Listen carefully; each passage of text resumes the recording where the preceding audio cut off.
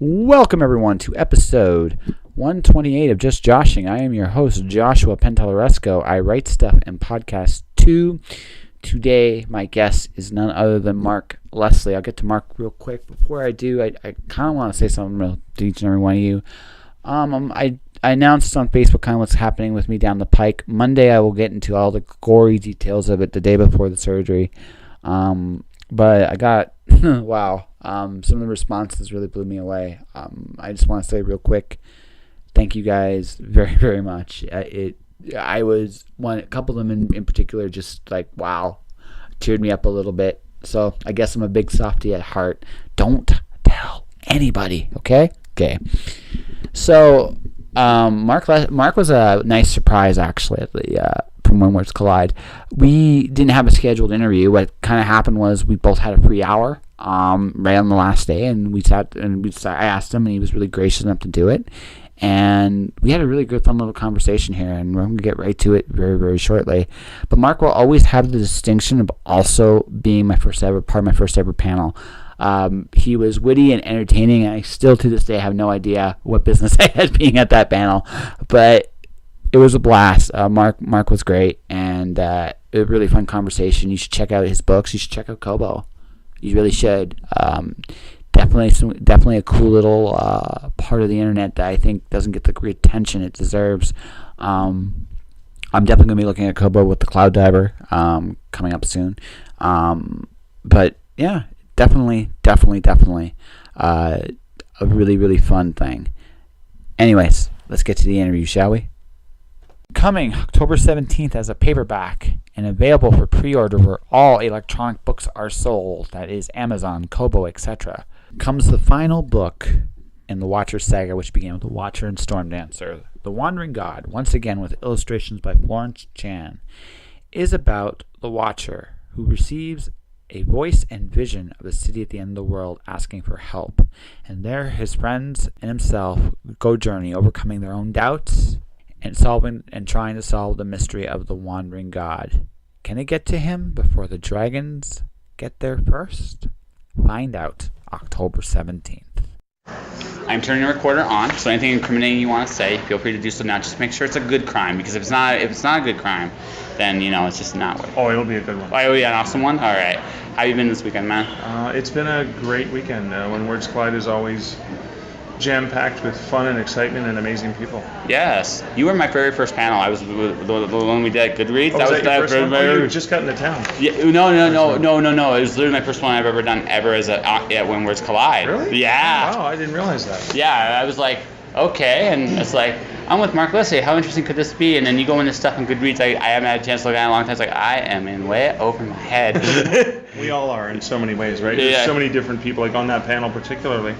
We had 4 different perspectives, and it was great because we each had advice that the other maybe didn't know as much about. Yeah. Well, it just for me on that one with Goodreads, I understand forum etiquette because I used to be a part of a forum, and I got to see all the wonderful, and that's where I made all my mistakes doing that. So by the time I got to Goodreads, like, this is what you do, this is what you do, this is what you don't do, and people will generally leave you be. So, which is really cool.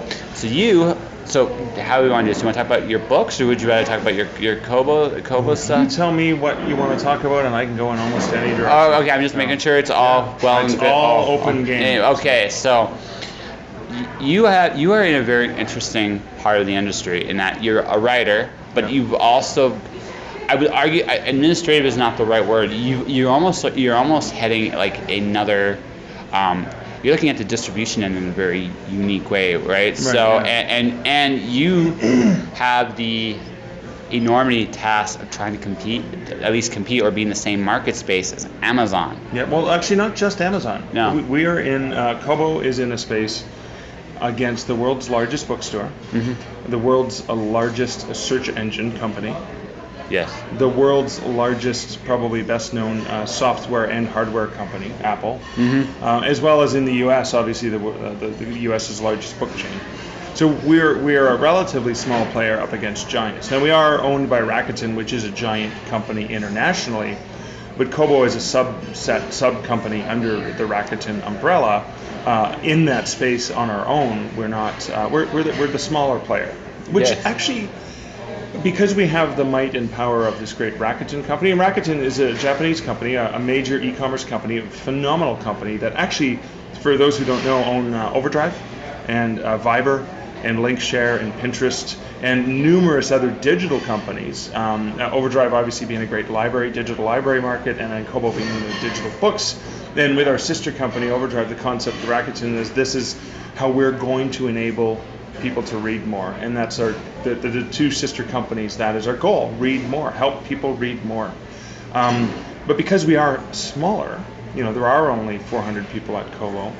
There are a little over 400, I should say. And on my own team, there's less than 10 people, whereas the self-publishing team at Amazon is probably the size of Kobo itself. Yes. We're more agile. We can turn fast. We can make decisions, and you also have the opportunity to be more innovative too, because you're smaller.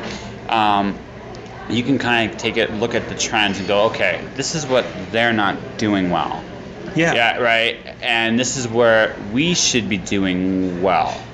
Yeah, right. For sure. And I mean, the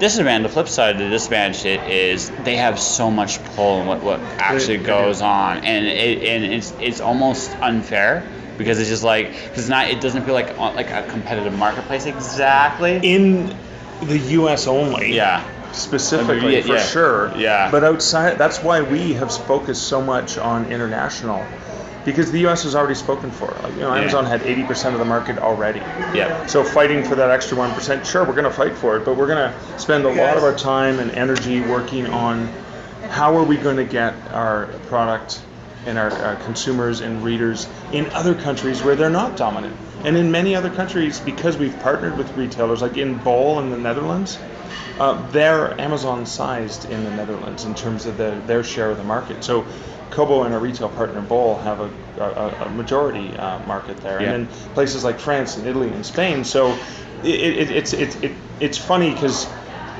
everything's so global now, and people tend to, for good reason, to be focused only on the areas and the regions that they know. So it's funny, in certain countries, obviously in Canada, Kobo's known. In the US, not as well. In France, we may be known. In Italy, we may be known. In the Netherlands, we may be known as the partner of the big retailer. But it is interesting. The other thing I think that gives us a bit of an advantage is when I'm on panels with my colleagues from Amazon and Apple, they don't go on panels. They stay hidden, and they're like secret ninjas and stuff like that. Secret ninjas. Or Nook, Barnes & Noble's digital platform. I'm there with my colleagues, and I'm one of the only ones from any of those companies that actually uses all the platforms. I actually also publish on them. It's kind of like the Hair Club for Men. I'm not just a member, I'm the president. And that gives me an advantage. So when I'm actually sitting with my colleague over at Kindle, who does the same thing I do, we both run those businesses, and we're both in charge of great teams, and there are great people over there too. Absolutely. But I have an in because that person is an executive at the company, and I may be a senior manager at Kobo, but I'm also on the ground floor with all the writers. Yes. So I can see from their perspective a lot more intuitively, whereas they might have to have a study group or bring in an interest because they're bigger, thus they're slower. I mean, and again, also because you have that also, and also because you are a writer, you can look at Amazon's interface and go, I hate this, I hate this, I hate this. Like I've heard some horror stories about Kindle Unlimited, which is just makes me think about that and go. But I mean, on the same token, I mean, you guys are also trying to be innovative in new ways. In fact, you're getting such an international presence makes sense because in the long run, I mean, looking at where the United States is going, I'm not going to get into too much of the political one, but just the economic end of it. You're looking at places like China, you're looking at Europe, you're looking at some of the other places. They're actually rising in economic value. Dramatically. Yeah. I mean, China is an incredible market, and we are in many Asian markets, Taiwan and Japan and Hong Kong. And they're just incredibly, they grow so fast because, I mean, again, think of the population of Canada. Yeah, and that's just Hong Kong. Think about English-speaking people in India. Yeah. But I mean, that's the honest truth, right? You're looking at the fact that the only thing at this point that kind of limits them is their resource pool, but that's not really a big deal because what they've done now is they're over here trading with us to get those resources they need. And so in the long run, like, you have a presence there, like who knows, you might be like, quote unquote, the Amazon of China, or the Kobo of So from a point of view of I guess from a point of view of vision, where, like, because you are a smaller company, where would maybe you can't say this too much on the air, but where would you like to be? Like, where do you see your company in 5 years? Well, I think the vision and goal of Kobo hasn't changed all that much since the beginning days. Our goal, our job, our role as a company is to bring the reader and writer together. It is to ensure that the stories that people want to share, the information they want to learn, they might want to escape, they might want to need to learn something. It might be self-help, it might be a business book, it might be entertainment, it might be, biography, it might be whatever. Our goal is to make it easier and to remove the barriers for reading, to make you able to read. And again, that's why the Kobo Aura 1 device, you can read pretty much anywhere, anytime. Make it easier and more accessible, because reading itself is something we believe in. And not just Kobo, but Overdrive believes in reading. And if we can help people read, we know that makes the world a better place. Absolutely. Because we're not just competing. It's not just books competing for music and whatever. It's reading as a reading books. Well, reading it's as very a pastime. it's very interesting, because in the United States, reading has been discouraged in a very negative way down there, and they have a lot. Don't get me wrong. There's a lot of people down there that read and stuff like that. Incredible reader base. I mean, maybe the leader of the country can't even read a paragraph memo if his name isn't mentioned in it. But that's beside the point. There are millions of avid readers in the U.S. and amazing. But on the flip side, because I lived there myself, I've seen people coming out of high school unable to read a paragraph, and I've never seen that before until I was down there, because I've seen people up here struggle with reading. I mean, again, it's not for everybody either. It's not their how to put this, their intuitiveness, like we're intuitively how they learn stuff. And I get that, but when you can't even read a paragraph, that's very worrisome, right? So the reading's important too, for the simple reason it encourages critical thinking.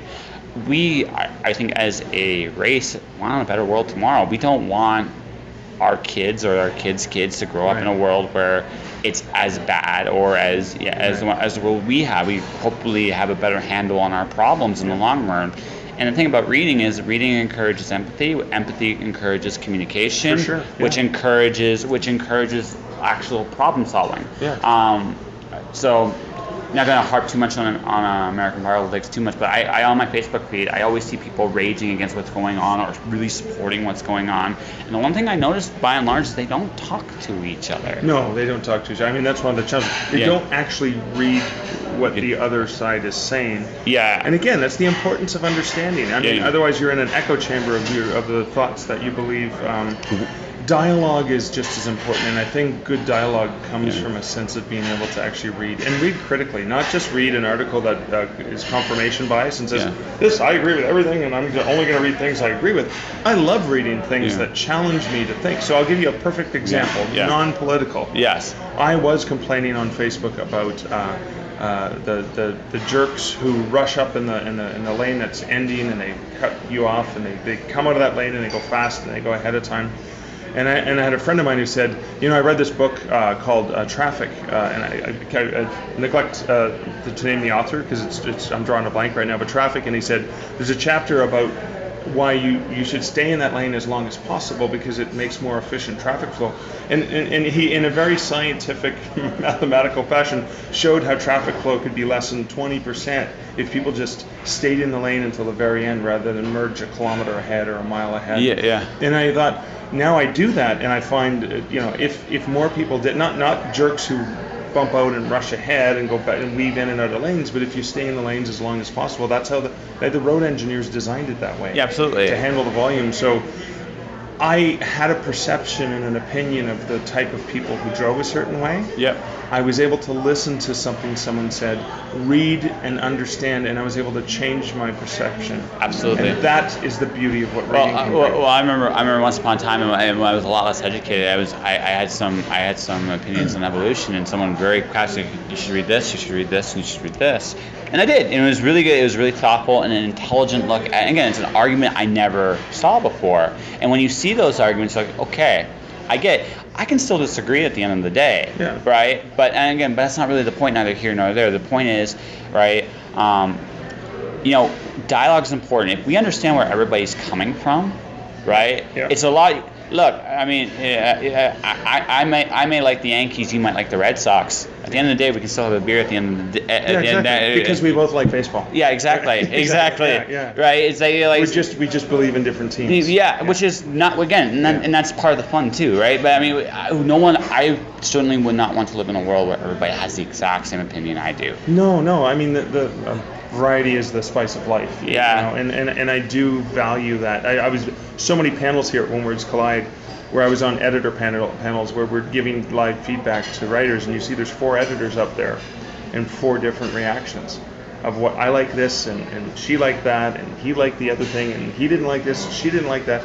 And again, you get to see that not everything's for everyone. Everyone has their own perception. Everyone brings their own biases to things, and so it's not all that different. So it's kind of I had to tie it back to the conference because we're talking about writing and stuff. But I find that fascinating. That perception does bring more value. No, absolutely no. And because I got also the other thing too. I mean, we are a very small piece of the world, and our experiences are great for us, but they're literally. Here's a mind. We're at like 7.5, 7.6 billion people on this planet. That is 7.6 billion different perspectives of how to live life. Right. And I think and the really cool thing about today, how we live today, is I can talk to anybody, anywhere, anytime. I mean, in one sense, this is a golden age. In one particular, it's like, what an era, because we can, again, I am talking. We met at the convention, but it would have been very easily impossible for me to talk to you over Facebook or over Skype or whatever your Google Hangouts, whatever you prefer. But we have that ability today, and that's an amazing, I think, often underlooked part of our lives today. Is we have that ability. I didn't have that when I was 20 or 18 or 19. It's absolutely fascinating. And I'll bring this right back to digital publishing. Yeah. If you were to self-publish a book 20, 30 years ago, you might be able to sell it in your community. Go to Owl's Nest Bookstore in Calgary, and they're amazing, and they'll help you and they'll sell your book for you. But now I can self-publish a book from Hamilton, Ontario, and I can sell it to folks in Australia. I can sell it to folks in Calgary. It's immediately available everywhere. Which is amazing. No, that's an incredible. I honestly think, like I said, going back to historically speaking, the printing press, right? It changed our ability to communicate with each other, and now today, the internet has done the exact same thing. For sure. It's reinvented the wheel, and I think everybody on some level is now still catching up with that, especially in writing and publishing, because we're not sure where it's all gonna go at this point. No. And I actually like the idea of my theory is I think the tendency is cells tend to divide. Like it's a natural thing that cells do. And I think with people and doing like different platforms, different book methods, I think there's more and more doors will open in time. I think maybe I'm wrong to assume that. I'm optimistic in that same way. Yeah. So it just seems really, really cool to me. So I'm going to ask a personal question here, because something I picked up. I'm going to make an assessment and a guess. So, what made you so passionate about reading? What made me so passionate about reading was story. Yeah. And I do read nonfiction and I enjoy that. But it's really good nonfiction and story. It was story. It was escape. But it was also the beautiful thing about story. Is and again, science fiction is this in many ways. It's a mirror held up to reality. Sometimes there are issues that may be too difficult to talk about or understand, but seeing that thing played out in a story of characters you care about helps you see it from a different perspective. Absolutely. You can see I've been through this. I'm seeing a story about this. That is, I can now feel not alone. I can feel, oh my God, this is universal. So I think I've always enjoyed story in that way. From when my mom read to me, from when I read comic books, from when I discovered books without pictures in them, and just the magic that can happen between your ears. That you can you can see these words that someone else has put there on paper, and you can imagine and fall into these worlds. It's magic. It's absolute magic. No, so my favorite book of all time is Fahrenheit 451 by Ray Bradbury. Okay, yeah, for two reasons. One, it's the only book that's ever scared me. Okay. I read horror and I read like evil monsters, and I can there are moments where I'm terrified, but that book actually succeeded in scaring me because I could see. Yeah. That was a possibility I could actually see, but it was also very joyful because it explained the power of reading, empathy, communication, in a way that I never imagined before. So every once in a while I go back to that book because it just puts a smile. Again, it puts a smile on my face. Also, as I've been a writing career, I am surprised how many people, again, maybe not necessarily that particular story, love Ray Bradbury for really similar reasons. Bradbury was one of the world's finest storytellers. Yeah. And his short fiction in particular, and his novels were not long either. No. But his short fiction in particular, when you talk to most, well, maybe not now, but I know a certain generation that most writers would say Bradbury is one of their favorite writers ever. And Bradbury inspired me to want to tell stories like he did. Martian Chronicles and Dandelion Wine are my favorite shorts of his. And with one small exception, I love The Sound of Thunder. That book, that story is just awesome. Best time travel story written by a fancy author ever. Oh yeah. Yeah, it's just so good. But I mean, it just seems to me like you're very impassioned about the idea of wanting people to read and communicate. Oh, for sure. Yeah. I am, and I mean, I knew from a very early age that I would be somehow involved in books. Mm-hmm. That was the only thing I knew. So I went into English because what else can you do when that's your passion? I knew I wanted to be a writer, but my parents told me get a real job because you'll never succeed. Like you'll never survive off of what you make as a writer, which is mostly true. Particularly for traditional publishing, because not everyone's Stephen King or J.K. Rowling. Yeah. But I got bitten by the bookselling bug in '92. I had a part-time job at Kohl's in Ottawa, and that was the first time I worked at a bookstore. I'd always dreamed about working at a bookstore or library, but I got this part-time job for Christmas help, and I stayed on after Christmas, and I just loved it. I got bit by the bookselling bug, and I have been a bookseller since then. Mm-hmm. I mean, now I'm a bookseller of digital books. That's my job. I mean, my job is to work with authors and get content into the catalog, which just like my job used to be, I would buy books for a bookstore and bring them in. So, I can't imagine. I mean, I'm passionate about many things like craft beer and my son and stuff like that. But I can't imagine. I don't work. I haven't worked.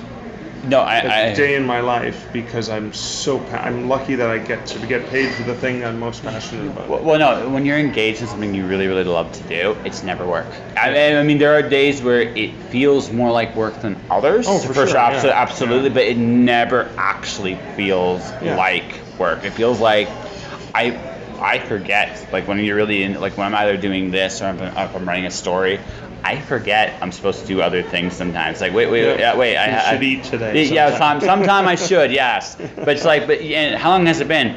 It can't have been that long. No, it really was that long, and it's just like that joy is it really is a gift. It really, really is. So as a writer, I saw iDeath earlier. Yeah. Have you done what other stuff have you done? So iDeath, obviously, horror, pure straight up horror. Yeah. A couple other fiction titles. I've got Evasion, which is sort of a very just quick, short-paced action thriller. Takes place in about 3 hours. And then Canadian Werewolf in New York, which is a humorous thriller. Again, takes place over the course of a single day in the life of a werewolf as a human. And then I write nonfiction books with Dundurn. I do nonfiction ghost stories or tales told as true, as John Robert Colombo said. So Haunted Hospitals would be the latest book in that series. So what's your fascination with the supernatural? I've always been afraid of the dark. I've always been afraid of the monster under my bed. You can't tell me that the monster's not there because he's there and he's going to get me if I leave my foot hanging up from the covers. I used to have that. Like, used to. See, the problem you used to, I still have that. No, it's fair. No, it's fair. I mean, it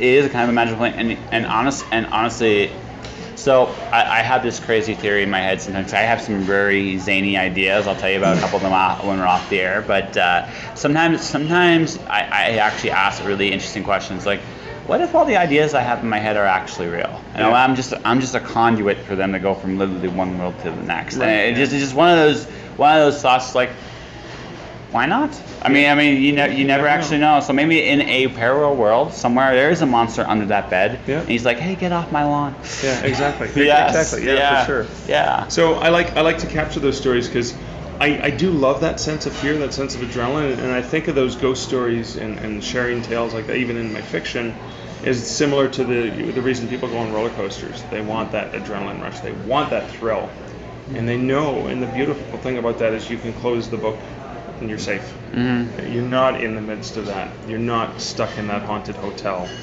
or hospital or whatever, or the boogeyman isn't getting you because you closed the book and the boogeyman might still be in your head, but it's you're safe. Yes. You get off the roller coaster. You get off the roller coaster for now until you open it again. Exactly. Yeah, yes. Yeah, exactly. And I think I've always been fascinated with that. I've been fascinated with what if, and usually my what ifs tend to be darker. Yeah. Well, what if is actually, in my opinion, that's the foundation of science fiction. More so even than parallel issues. It's like, what if reading was a crime and firemen burned books instead of it? That's exactly. It's ingenious. Someone should write that someday. Maybe Bradbury can help them. Yeah, maybe. I hear Ray is good. I hear it. You know.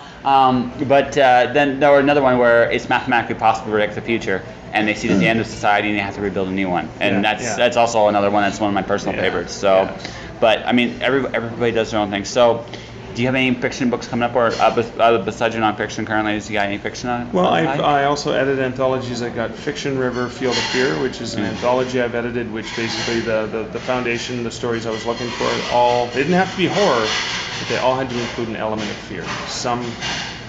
And I wanted different genres where fear was in so it used to be that horror and terror were kind of like separate. They're more together now than they were in the past, but there used to be horror and terror. So do you prefer like horror, or do you prefer terror? Do you like the idea of imagining the monster, or do you like seeing the monster? I prefer imagining the monster. 9 times out of 10, once you see the monster, there's nothing. I fear the unknown, and I fear the dark. And the reason I fear it is because I don't know what's there. The minute I see it, I'm not as scared because I can see it and I can then begin to understand it. Yeah. It's the unknown that scares me the most. The monster under the bed that I can't see is far scarier than the monster you can. Yeah. Although, if it actually came out and I saw it, I might wet myself. But I think about you said something about peeing in public a couple days. There, I think people would forgive you. It's a monster. Yeah, it's a big giant monster, and they're probably doing the same thing. Or they're probably just as scared of me. Yeah. So, but I think we have a pretty good conversation here. Awesome. Do you think we have a good conversation? That was a lot of fun. Thank you so much. Yeah, so we're going to end it on this note. Go in detail about your most recent book. Okay. And how people can contact you. Sure. So most recent book was actually created here at Windwards Clyde in Calgary. Rhonda Parrish and I were sitting together having a drink one night, and that was what birthed the book. We're just about to go into a panel talking about collaboration for authors. It's Haunted Hospitals. It's available everywhere. It's available in ebook and print format. Your favorite local bookstore, or online through your favorite online bookstore, etc. And I guess that's it. People can get a hold of me, mark at markleslie.ca, or markleslie.ca is my website. I'm also at Twitter at Mark Leslie, and Facebook I have an author page as well. So thank you so much. 1 second here.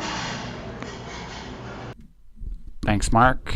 Check out iDeath, currently available through Edge Publishing. You can check them out on Kobo.